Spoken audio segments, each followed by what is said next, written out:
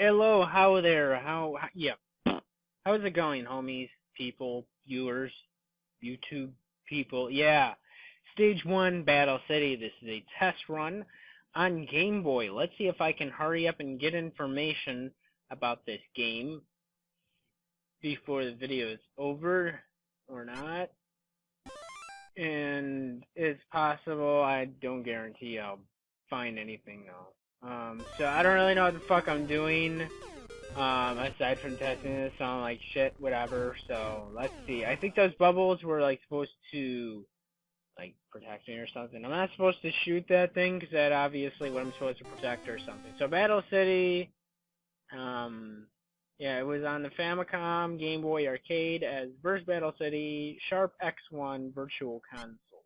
Released in 1985. Action. It's a 1 or 2 player game. Is a multi-directional shooter video game for the Nintendo Family Computer, produced and published in 1995 by Namco. The game was later released for Game Boy and was included in the Japanese version of Star Fox Assault. It is a port of the arcade game Tank Battalion with additional features including 2-player simultaneous play and an edit feature, both explained later. There was also a rendition for Nintendo's Verse System arcade cabinet. A player controlling a tank must destroy enemy tanks in each level, which enter the playfield from the top of the screen. The enemy tanks attempt to destroy the player's base, represented on the map as a bird, eagle, or phoenix, as well as the human tank itself. A level is completed when player destroys all 20 enemy tanks. The game ends if the player's base is destroyed or the player loses all available lives. Obviously. Did I do it again? Did I destroy my own base?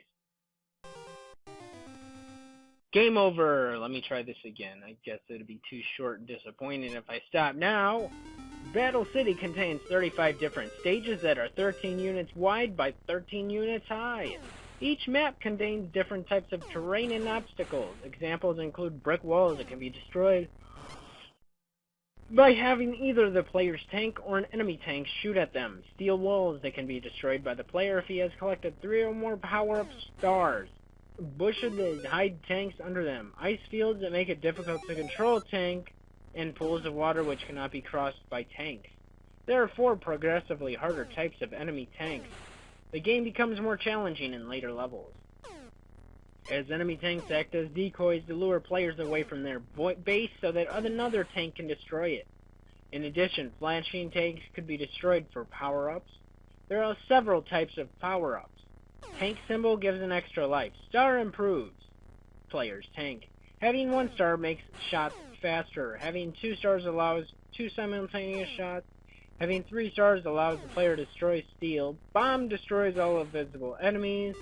Tank clock freezes all enemy tanks for a period of time. Shovel adds steel walls around the base for a period of time. And shield makes players' tanks invulnerable to attack for a period of time.